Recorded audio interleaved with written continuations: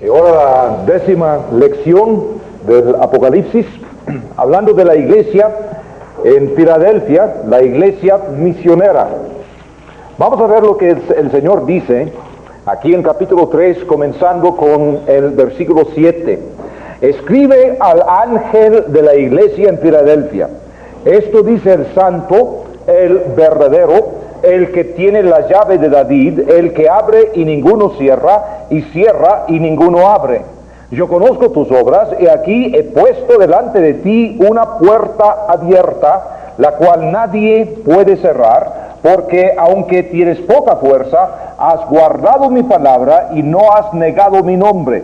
Y aquí yo entrego de la sinagoga de Satanás a los que se dicen ser judíos y no lo son, sino que mienten. Y aquí yo haré que vengan y se postren a tus pies y reconozcan que yo te he amado.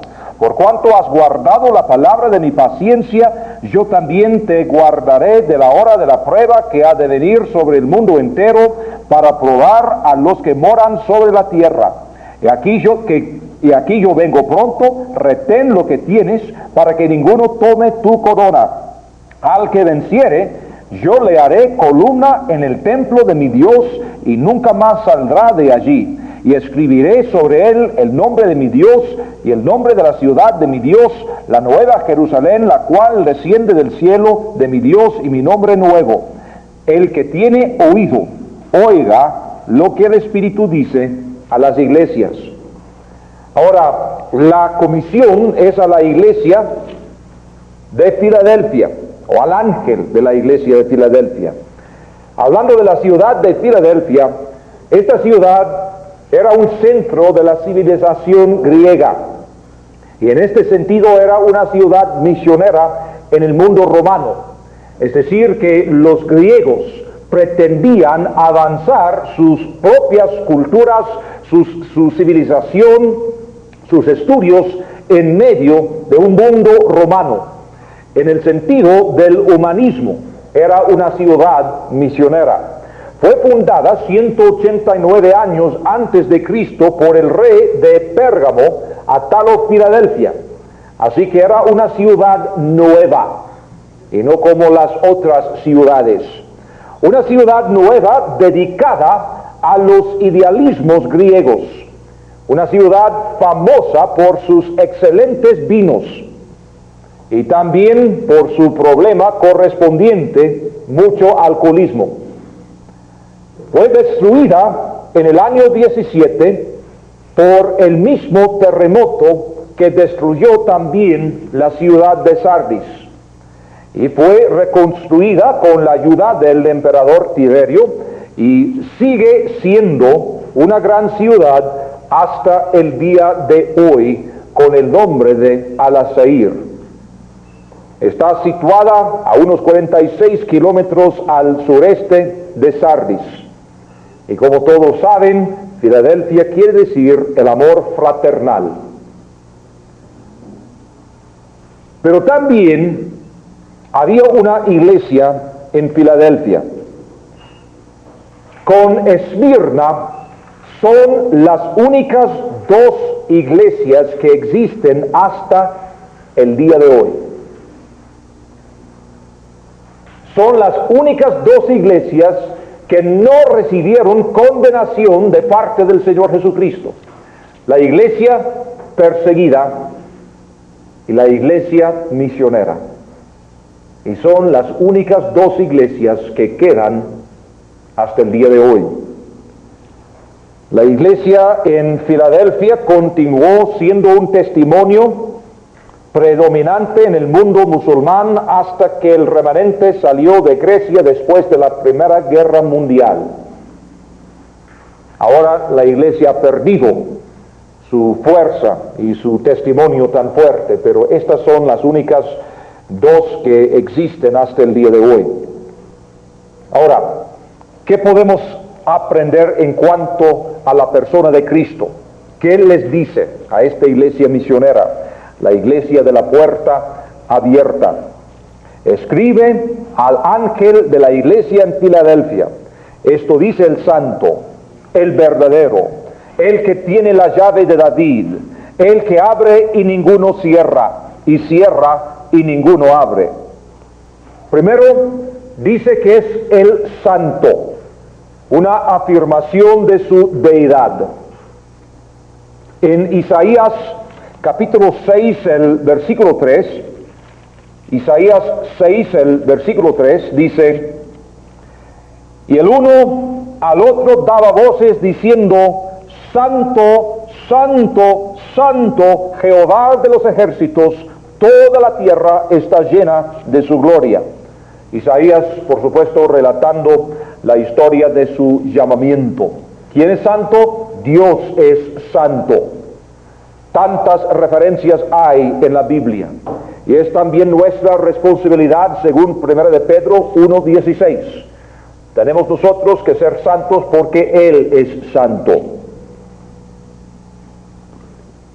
Y es una de las características que la iglesia de Filadelfia había aprendido bien. Esta iglesia se había apartado del mundo. Es el santo y también dice que es el verdadero. De inmediato pensamos en lo que dijo Cristo en Juan 14, el versículo 6.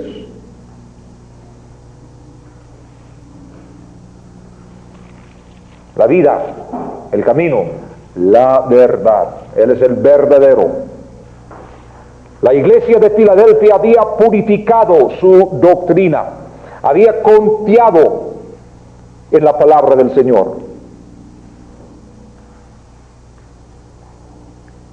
La iglesia reformada tenía cierto conocimiento intelectual de la Biblia.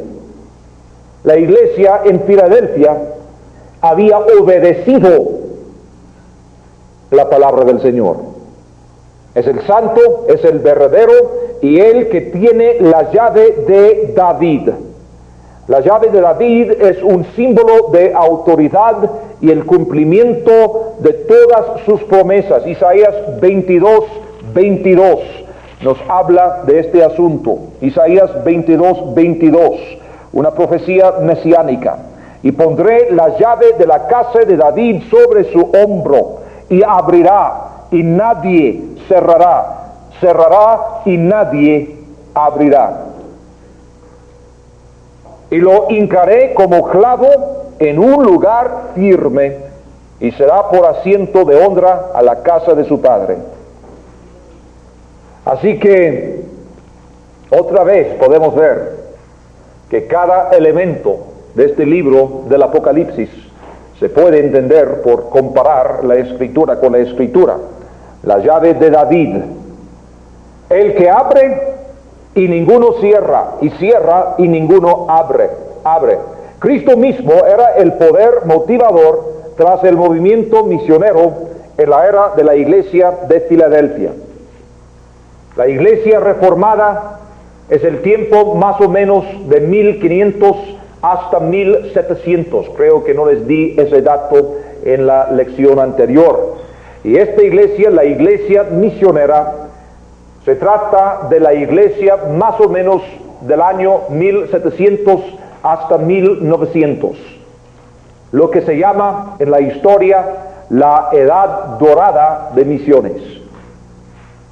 La iglesia de Filadelfia. Cristo les abrió una puerta amplia. Y Él es el que abre y cierra las puertas de nuestras vidas. Y este punto lo vamos a estudiar más en detalle en unos momentos. Pero ahora vamos a pasar a la congratulación, la felicitación que Cristo les da en el versículo 8. Apocalipsis 3:8. Yo conozco tus obras, y aquí he puesto delante de ti una puerta abierta, la cual nadie puede cerrar, porque aunque tienes poca fuerza, has guardado mi palabra y no has negado mi nombre. Yo conozco tus obras, como dice en cada caso. Aunque tienes poca fuerza, la referencia aquí no es en cuanto a su poder espiritual, sino a su número. era una minoría. La iglesia misionera siempre ha sido una iglesia no muy grande. Pablo entendió lo que era ser menospreciado en 2 de Corintios 12:10, cuando dijo: por lo cual, por amor a Cristo, me gozo en las debilidades, en afrentas, en necesidades, en persecuciones y angustias, porque cuando soy débil, entonces soy fuerte. Aunque tienes poca fuerza, dijo el Señor, has guardado mi palabra. La iglesia bíblica siempre va a ser una minoría, aún en el cristianismo, entre comillas. La iglesia que quiere obedecer la palabra del Señor. Has guardado mi palabra. Como les dije, la iglesia reformada tenía su conocimiento intelectual de ciertas partes de la Biblia, pero tenían problemas en guardarlo. Y esta iglesia había obedecido la palabra del Señor, llegando a entender que un conocimiento intelectual no es lo suficiente.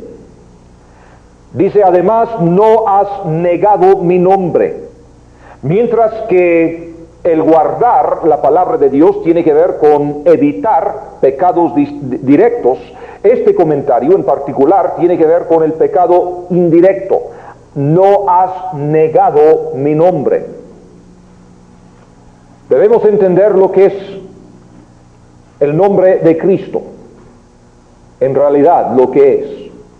Filipenses 2:9. Pablo dijo: por lo cual Dios también le exaltó hasta lo sumo y le dio un nombre que es sobre todo nombre. Ahora, el nombre de Cristo es el nombre más alto que hay. No hay otro nombre más alto que el nombre de Cristo. Y por lo tanto, debemos entender el gran privilegio que tenemos en su nombre. En Juan 14:13, Juan 14, versículo 13: y todo lo que pidiereis al Padre en mi nombre, lo haré, para que el Padre sea glorificado en el Hijo. Cuando vamos al Padre, no vamos en nuestro nombre, vamos en el nombre de Cristo. Es decir, que Dios nos trata como trata a su Hijo, en su nombre. En Juan 15:16, no me elegisteis vosotros a mí, sino que yo os elegí a vosotros y os he puesto para que vayáis y llevéis fruto, y vuestro fruto permanezca, para que todo lo que pidiereis al Padre en mi nombre, Él os lo dé.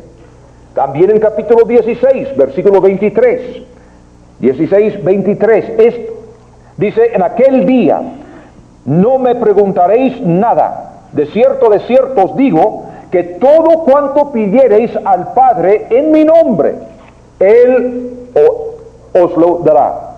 Digo, debemos entender, hermanos,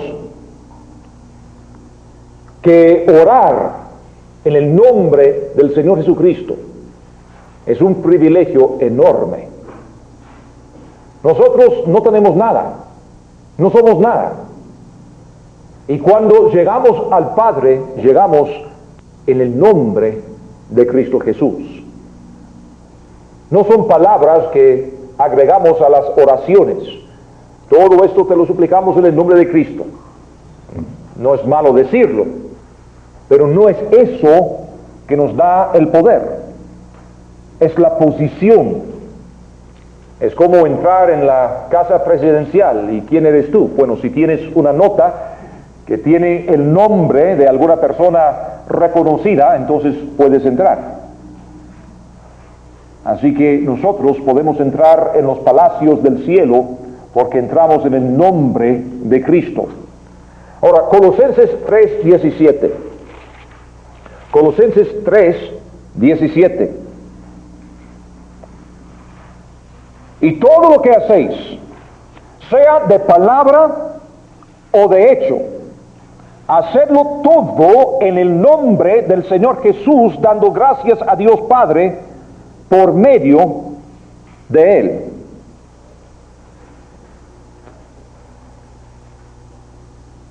Cuando hacemos algo y no lo hacemos en el nombre de Cristo, es decir, si no lo hacemos por fe, estamos negando el poder de su nombre. Todo lo que hacemos, todo lo que decimos, lo vamos a hacer en el nombre de Cristo. El problema hoy en día es que muchos piensan que estas palabras son como un formulario mágico. Entonces dan su opinión agregando en el nombre de Cristo. Y piensan que esto lo hace bien. Pero ¿cómo es que vamos a saber si se puede decir en el nombre de Cristo? Si yo voy a la casa presidencial y tengo una carta que lleva el nombre de algún funcionario del gobierno, el portero ahí examina la carta y llama a este funcionario, y el funcionario dice: yo no escribí esta carta, tengo ciertos problemas y dificultades. Porque entrar en el nombre de una persona es posible tan solo cuando tenemos su palabra. Hacer algo en el nombre de Cristo es posible tan solo si tenemos su palabra. Pero aquí tenemos la mente de Cristo. Ahora, ¿qué tratamos de decir? Si decimos una cosa o si hacemos una cosa que no sea bíblica la cosa, estamos negando el poder del nombre de Cristo Jesús. Y Cristo dice: no has negado mi nombre.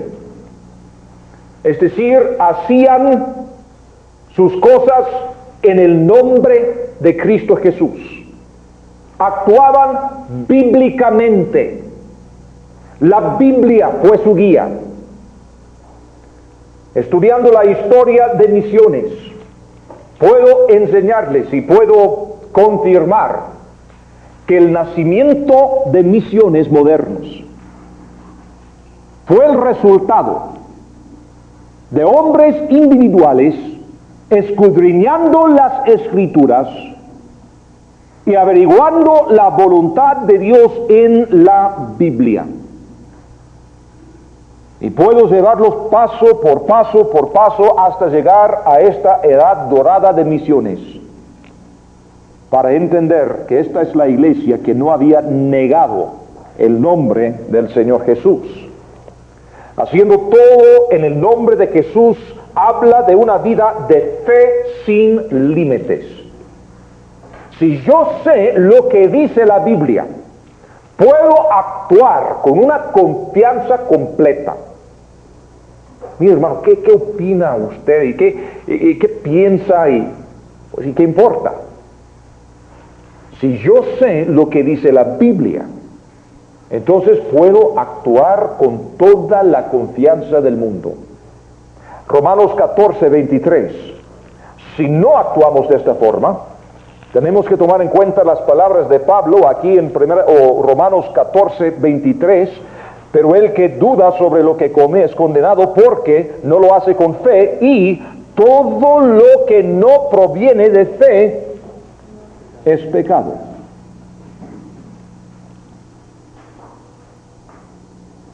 ¿Cuántas cosas has hecho por fe el día de hoy? ¿Cuántas cosas en tu ministerio haces de veras por fe bíblica? La fe viene por el oír, y el oír por la palabra de Dios. La fe no es idear una cosa y decir: espero que Dios lo haga. La fe es saber lo que dice la Biblia, oír lo que dice y confiar en lo que dice. y por lo tanto andar con confianza, porque sabemos lo que dice la Biblia. Eso sí es tener fe. Cualquier otra cosa es pecado. ¿Cuántos pastores operan de otra manera? Haciendo las cosas a su modo, a su pensar, y luego piden al Señor que les bendiga.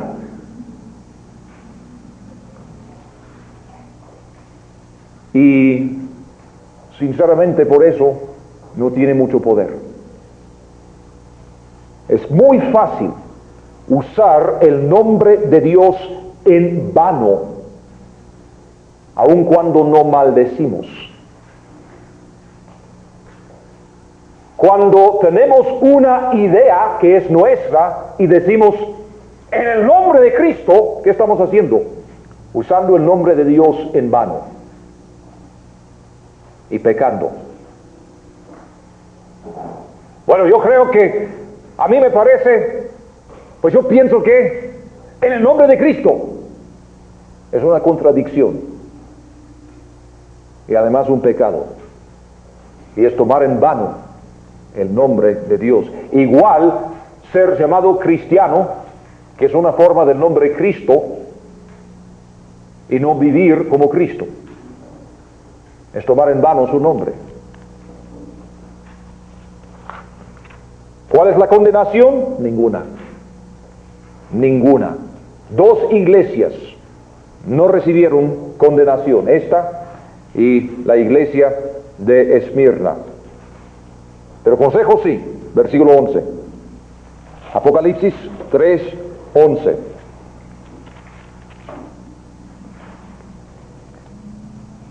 He aquí yo vengo pronto. Retén lo que tienes, para que ninguno tome tu corona.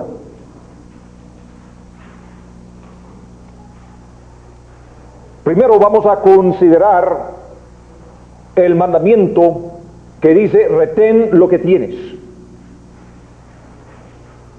La iglesia de la Reforma no lo había hecho. Comenzaron bien y luego fracasaron.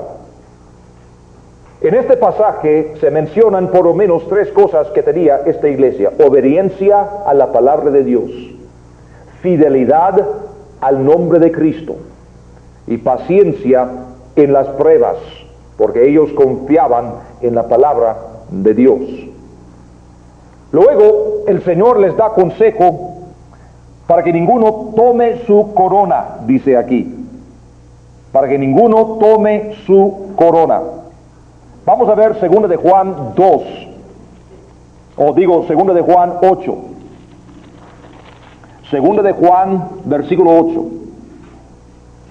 Mirad por vosotros mismos, para que no perdáis el fruto de vuestro trabajo, sino que recibáis galardón completo.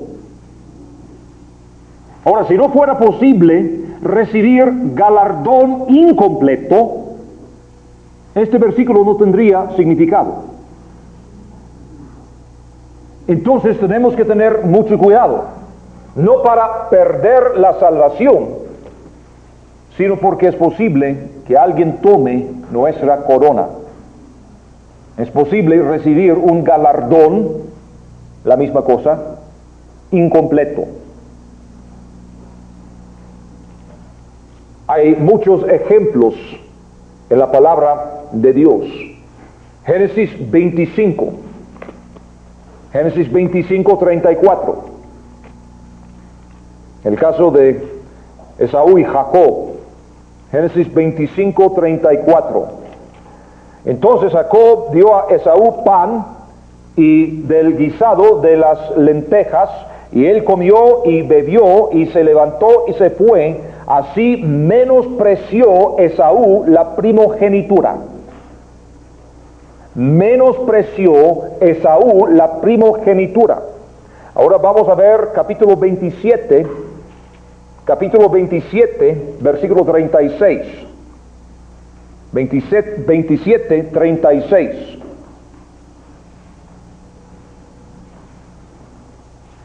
Y Esaú respondió: bien llamaron su nombre Jacob, pues ya me ha suplantado 2 veces, se apoderó de mi primogenitura, y aquí ahora ha tomado mi bendición. Y dijo: ¿no has guardado bendición para mí?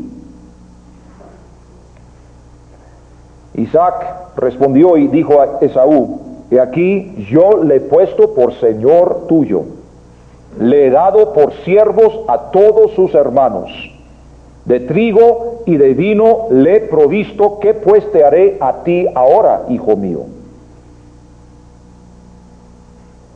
Pobrecito, recibió una media bendición en los versículos 39 y 40, pero permitió que otro tomara su corona y no recibió una bendición completa. El caso de Saúl y David, primero de Samuel 16. Primero de Samuel, capítulo 16. Dijo Jehová a Samuel: ¿hasta cuándo llorarás a Saúl, habiéndolo yo desechado, para que no reine sobre Israel?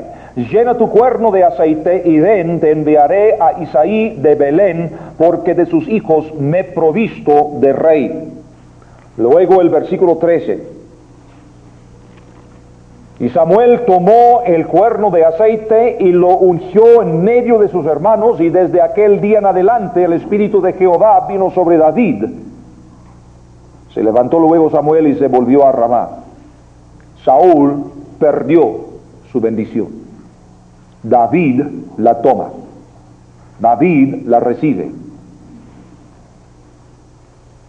Judas y Matías.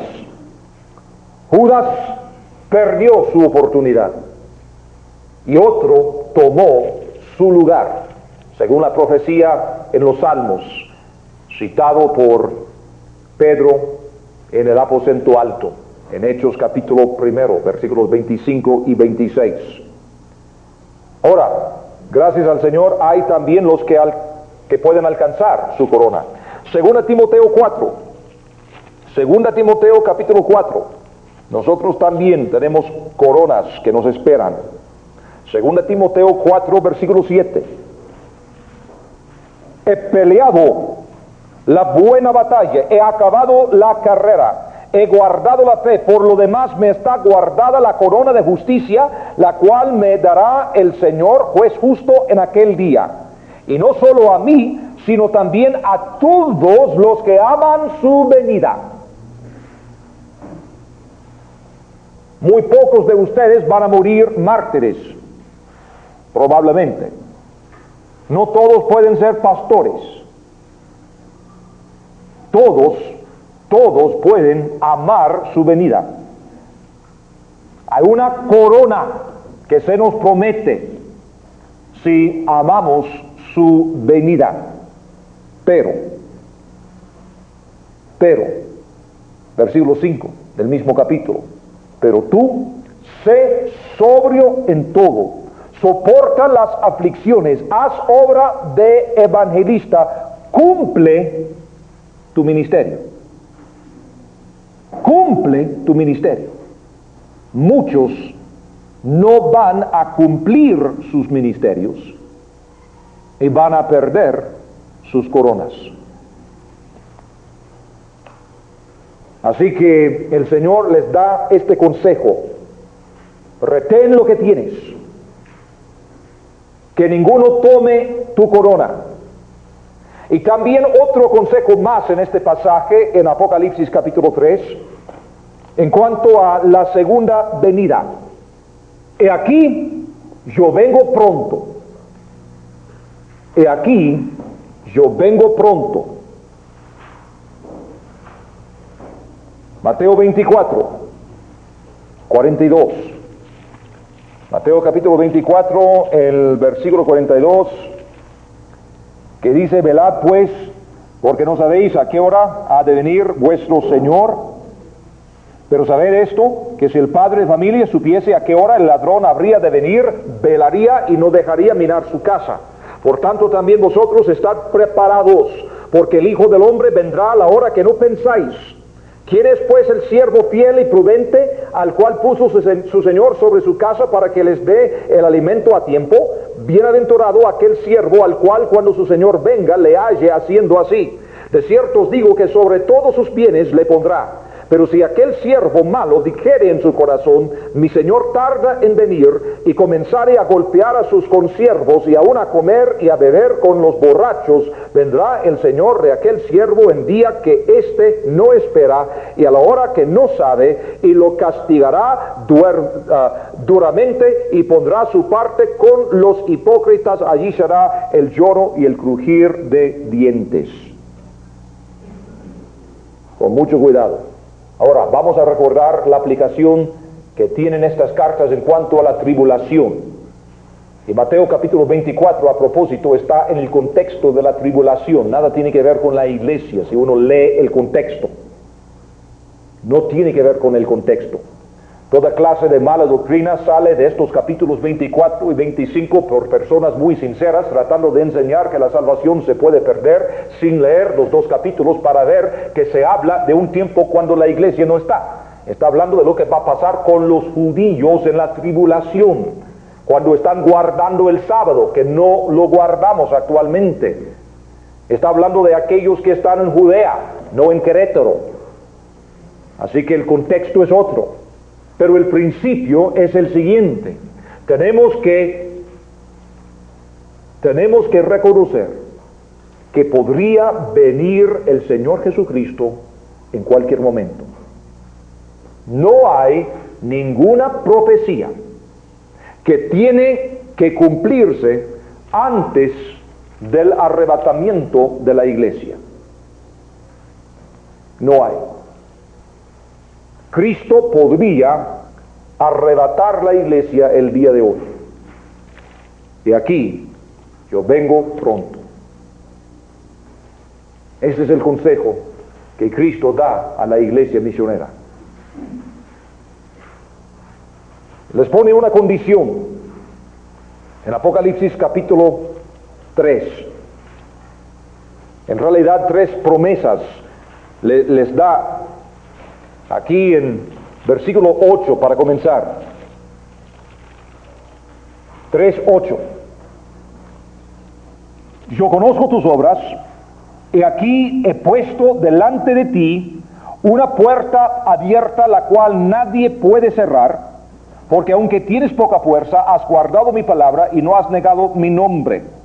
He aquí yo entrego de la sinagoga de Satanás a los que se dicen ser judíos y no lo son, sino que mienten.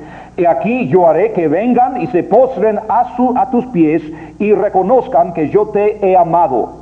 Por cuanto has guardado la palabra de mi paciencia, yo también te guardaré de la hora de la prueba que ha de venir sobre el mundo entero, para probar a los que moran sobre la tierra. En versículo 12, otra parte.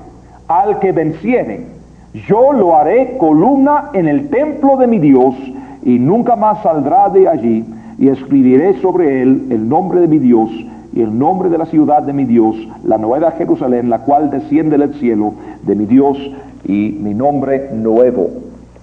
3 promesas. La primera: he aquí he puesto delante de ti una puerta abierta, la cual nadie puede cerrar.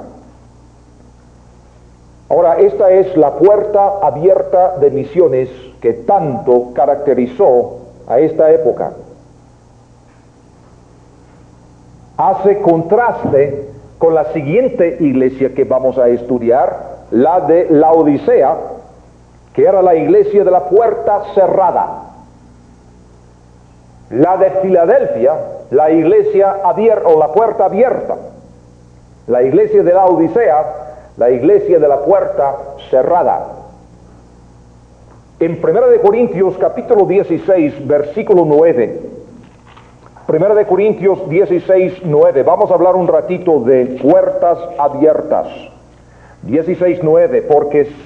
Porque se me ha abierto puerta grande y eficaz, y muchos son los adversarios. No dice, pero muchos son los adversarios, y muchos son los adversarios. Con cada puerta abierta vienen también los adversarios.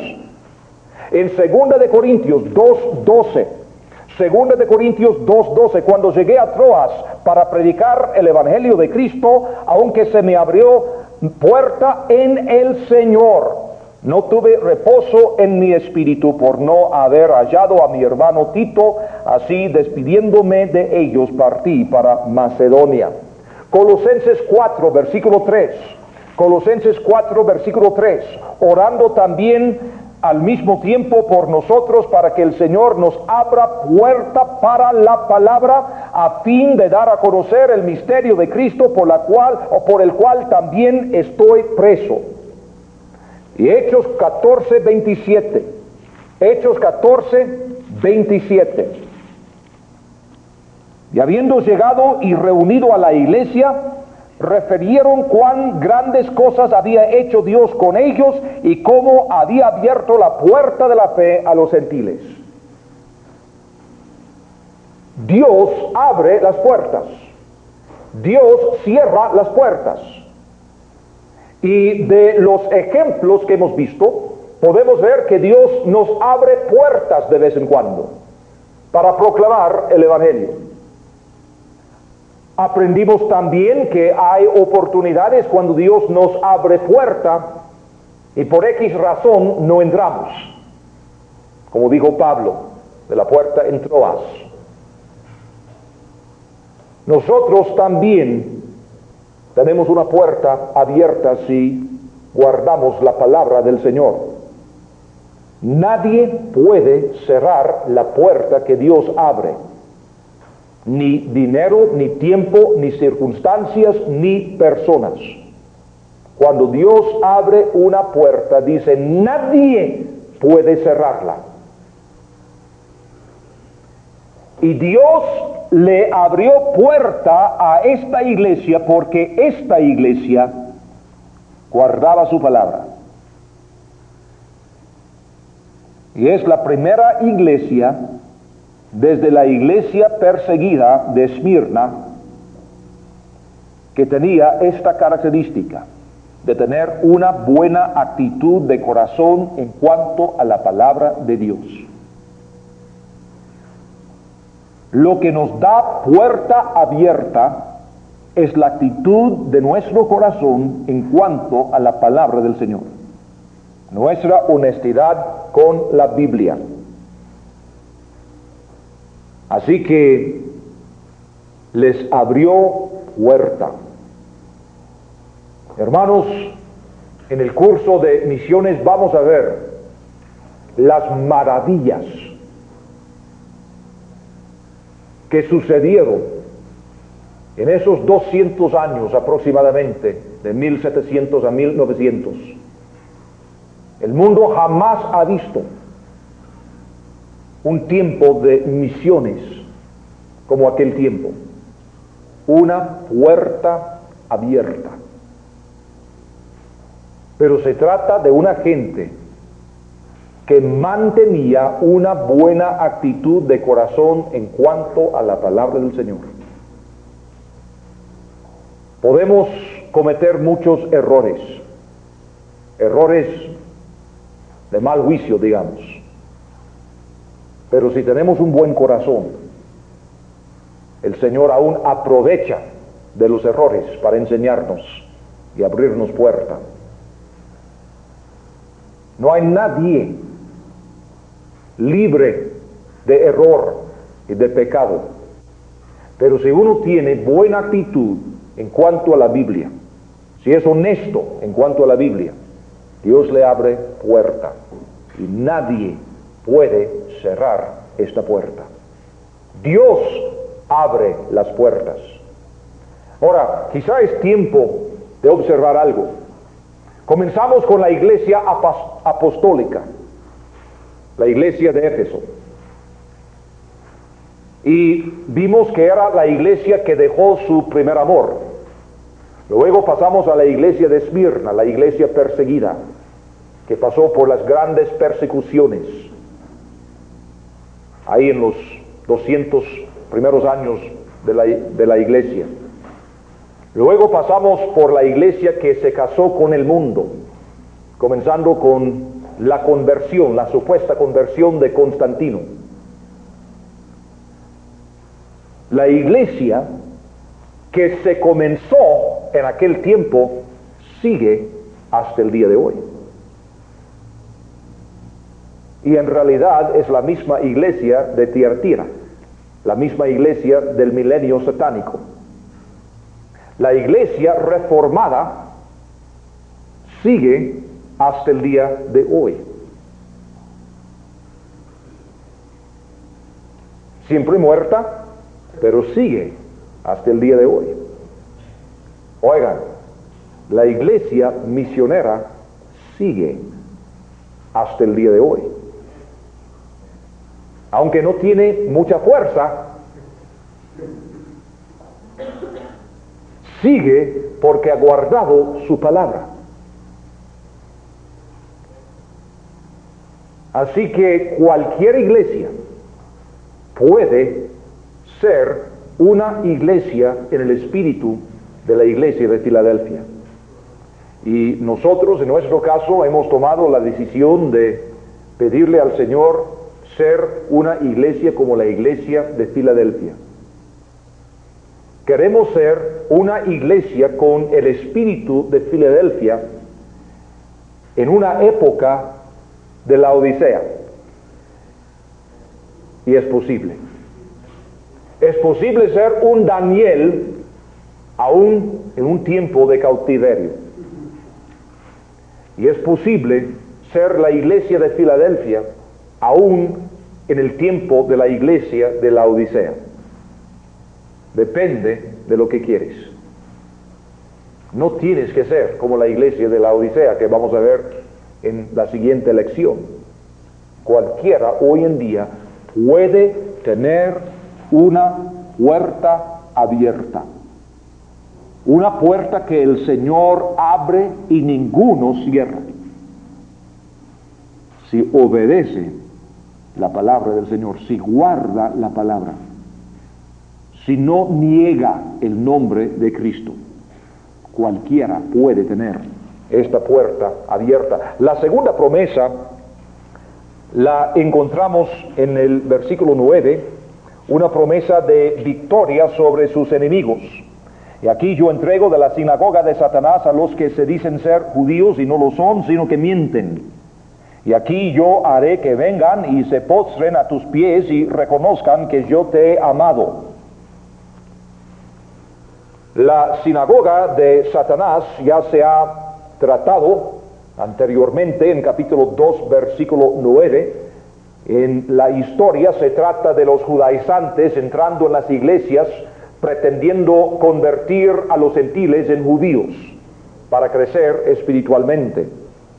Pero ya vimos que Juan 8:44 nos da alguna luz en cuanto a este pasaje y por qué es que el Señor dice que son sinagoga de Satanás. Porque si Dios no es su padre, Satanás tiene que ser su padre. No hay otra opción, hay tan solo dos familias en este mundo, la familia de Satanás y la familia de Dios, y tú perteneces a una de estas dos familias. No hay otra opción. Nuestra responsabilidad es predicar el mensaje de Cristo y no vengarnos de los falsos maestros. Dios lo hará. Noten que anteriormente le había felicitado otra iglesia por haber probado estos judaizantes. Pero a la iglesia de Filadelfia dice, yo lo hago. Tú predicas, yo me encargo de tus enemigos. ¿Y por qué es que la iglesia apostólica y la iglesia perseguida perdieron su poder? Una de las razones es que gastaron todas sus energías tratando de defender la fe, en vez de predicar el evangelio. Así que la iglesia de Filadelfia que está predicando el evangelio, Dios dice, yo me encargo de tus enemigos. yo puedo hacer, y lo hago. Nos da victoria sobre nuestros enemigos. El mismo principio que encontramos en Romanos capítulo 12, los versículos 19 al 21. Romanos 12, versículos 19 al 21. El mismo principio que encontramos en Filipenses 1:15, cuando Pablo habla de aquellos que aprovechaban su estancia en la cárcel en Roma con malos motivos. Y Pablo dice, ¿y qué? Si predican el Evangelio tratando de molestarme a mí, me alegro. Están predicando el Evangelio. Fantástico. ¿Y qué? Problema de Dios, no es mi problema. Así que buena actitud podemos ver. Ahora, qué interesante que habla de la sinagoga de Satanás, hablando de los que dicen ser judíos y son mentirosos. ¿Y sabes por qué es importante?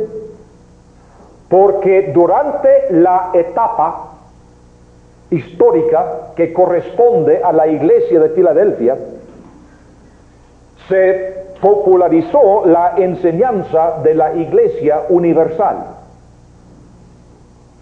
Esta misma teología reformada diciendo que es la iglesia universal la heredera de todas las promesas hechas a los judíos, y que nosotros somos los verdaderos judíos.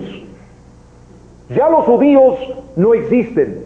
Nosotros de la iglesia reformada somos los judíos, ahora los judíos espirituales.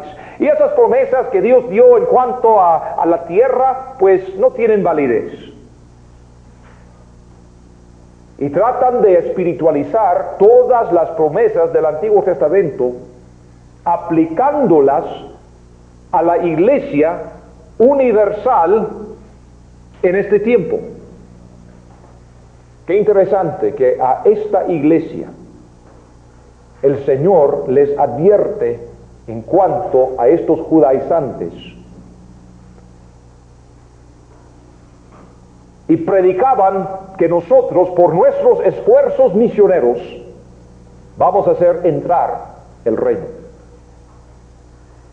No, Señor, el reino tan solo entra con el rey. Tan solo el rey hace entrar el reino. No es por los esfuerzos humanos. Sin embargo, como digo, esta es la posición de la gran mayoría de los textos misioneros, de las misiones, de la gran mayoría de las denominaciones evangélicas del día de hoy. Han aceptado la misma enseñanza de lo que Cristo llama la sinagoga de Satanás, negando el papel de la iglesia local, enseñando en su lugar una iglesia universal. Bueno, es cierto que todos nosotros que conocemos a Cristo tenemos una relación familiar, claro que sí, pero no habrá una iglesia unida hasta que venga Cristo. La única iglesia en el mundo hoy en día es la iglesia local. La única manifestación que la iglesia tiene, la iglesia local. Y fue durante este tiempo de Filadelfia que esta enseñanza en cuanto a la iglesia universal se hizo muy popular. Y Cristo habla de los judaizantes, sinagoga de Satanás. Hermanos, si no enseñamos todo el consejo de Dios, otra vez vamos a volver a lo mismo. Si tu pastor no tienes plan para enseñar todo el consejo de Dios y recordarles constantemente de estas cosas, tu gente visitando las librerías cristianas, escuchando las emisoras cristianas, se van a confundir. Fíjense, el gran peligro para la iglesia el día de hoy no es el humanismo, ni el comunismo, ni los otros ismos. El gran peligro para la iglesia el día de hoy es lo que escuchamos en las emisoras cristianas y lo que leemos en los libros que encontramos en las librerías cristianas. Cosas buenas pero no bíblicas, que nos desvían de los caminos del Señor, aceptando lo bueno en lugar de lo bíblico, porque son libros escritos por hombres espirituales. Y quiero recordarles que hay una gran diferencia entre ser espiritual y ser bíblico. Satanás es un ser espiritual. Los demonios son espirituales. No, es un hombre muy espiritual, eso me preocupa. Quiero saber si es un hombre bíblico. Si es un hombre bíblico, espero que también sea espiritual en el sentido de andar en el poder del Espíritu Santo. Pero muchos espíritus hay en este mundo. Y hay muchos espirituales. Y pastor, si no tienes un plan para enseñar todo el consejo de Dios, por eso tus miembros siempre te van. Los ganas, y se te van, y se te van, y se te van. Y salen muchas veces no por los vicios, sino por la infiltración de herejías en el nombre de Cristo, por hombres espirituales, porque la gente no sabe discernir porque no entiende todo el consejo de Dios. Entonces, ¿cuál es el plan que tenemos? La tercera promesa, protección en el momento de crisis.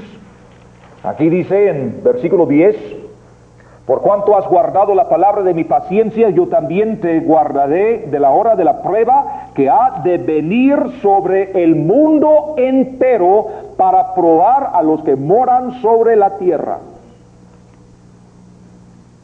Pues una sola posibilidad existe, la tribulación, la prueba que viene sobre el mundo entero. ¿Y cuál es la promesa? Guardarnos de este momento. Es decir, no tenemos que pasar por este momento, como vimos el lunes en la noche en 1 Tesalonicenses capítulo 5 versículo 9. Dios no nos ha llamado a ira, sino para recibir su salvación. La tribulación es para los impíos, no para los creyentes. Y los que guardan su palabra, los que son creyentes de verdad y no sinagoga de Satanás, no tendrán que pasar por esta prueba. Gracias al Señor. Algunos afirman que la iglesia tendrá que pasar por la tribulación. Y tienen mucha razón. Algunas iglesias pasarán por la tribulación. Las que no son, sino sinagoga de Satanás.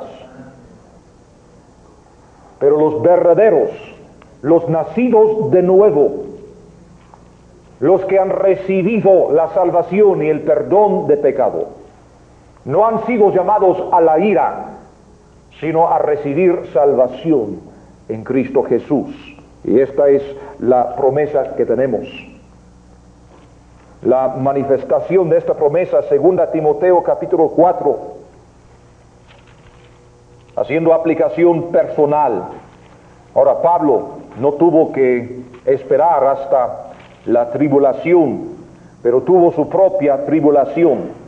Y dijo en versículo 16 de 2 Timoteo 4, hablando de su presencia ante el jurado en Roma: en mi primera defensa ninguno estuvo a mi lado, sino que todos me desampararon.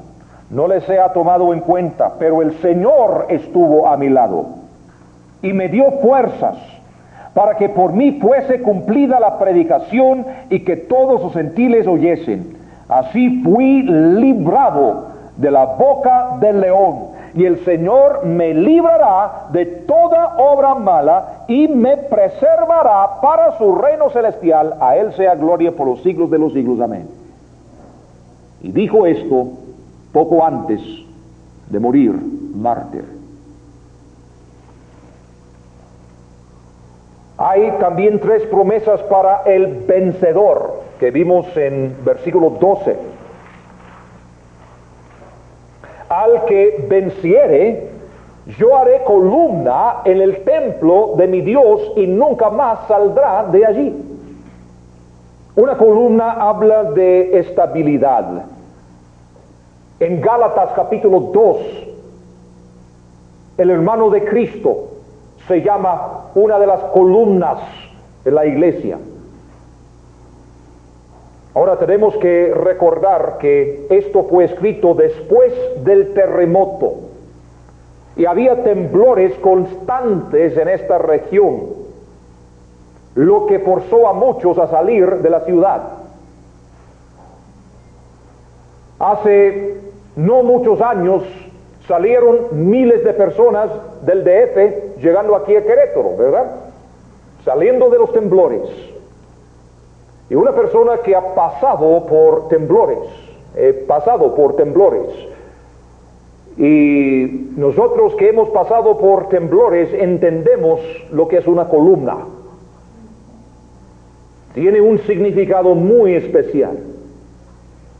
Y en este mundo que está temblando constantemente, Dios dice, al que venciere, yo haré columna en el templo de mi Dios y nunca más saldrá de allí.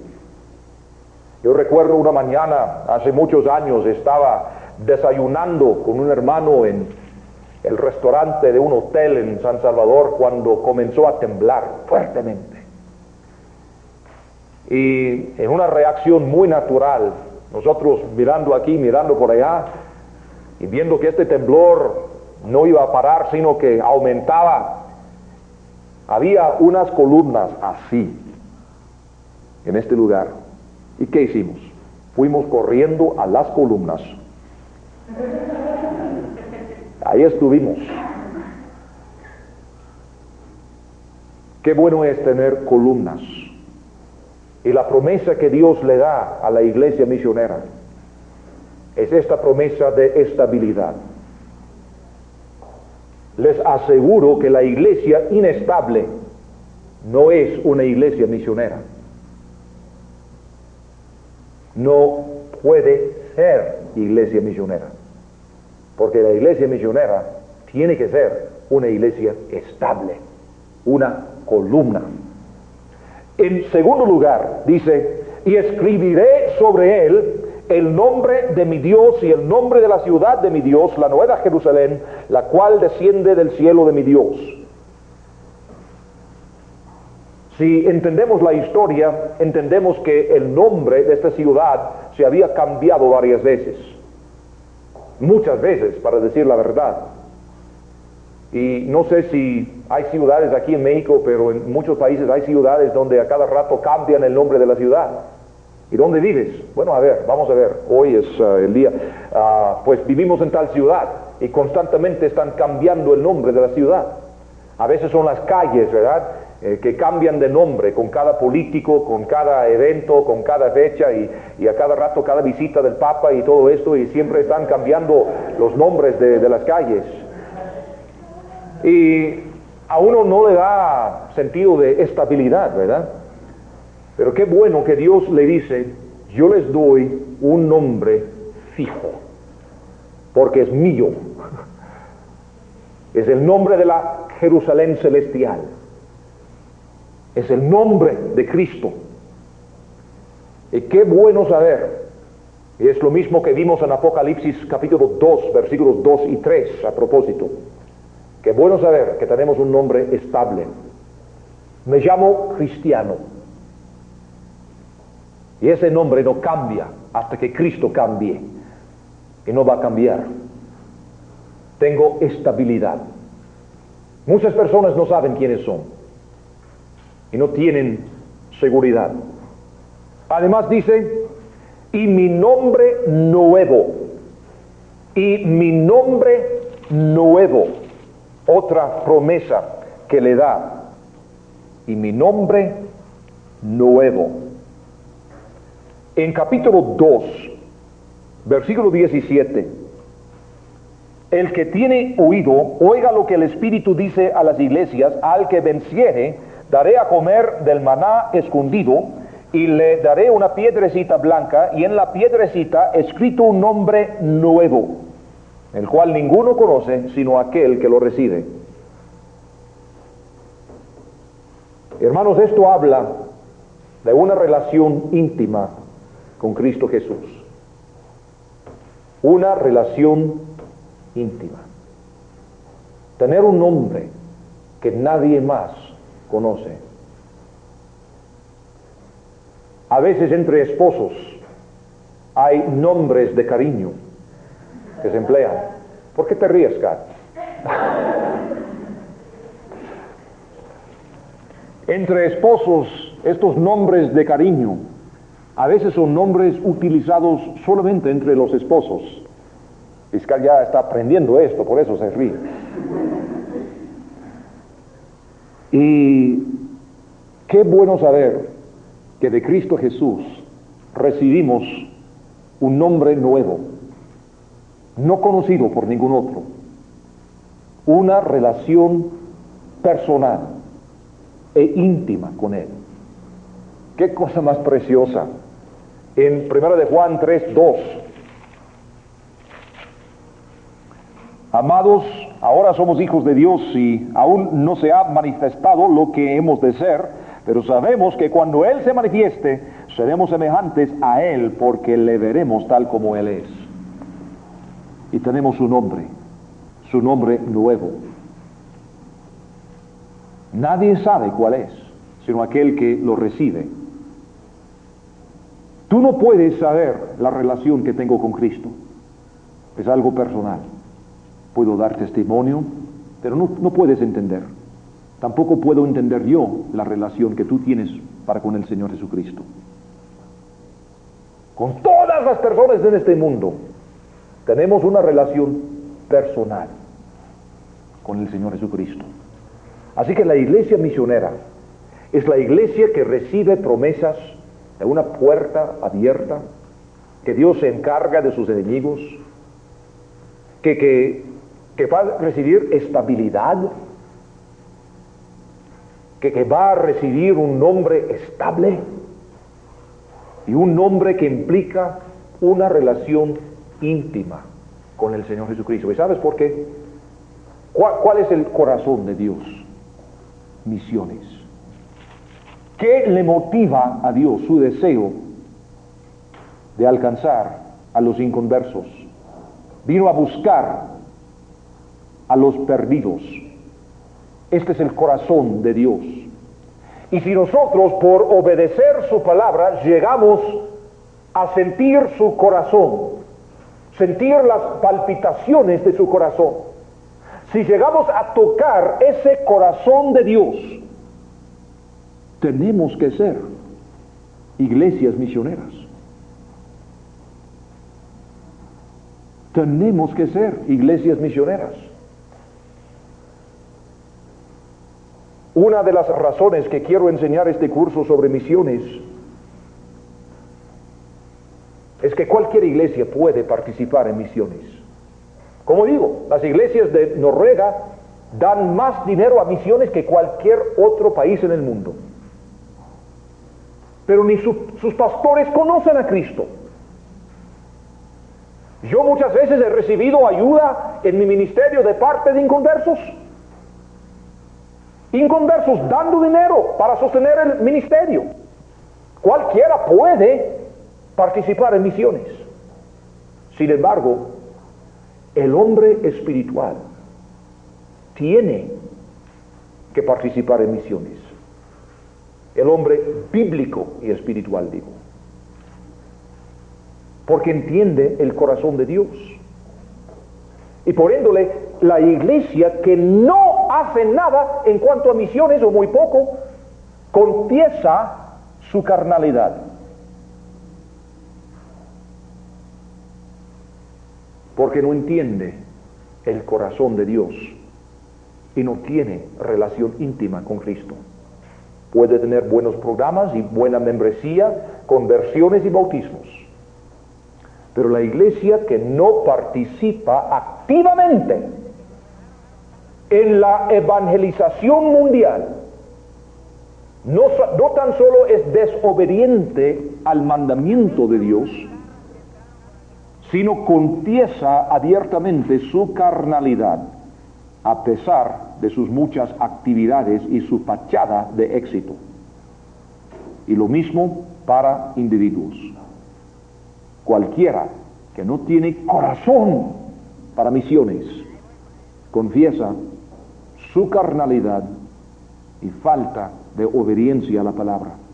Así que no es por coincidencia que esta relación íntima se promete a la iglesia misionera, porque es la iglesia que llega a tocar el corazón de Dios y recibe una puerta abierta.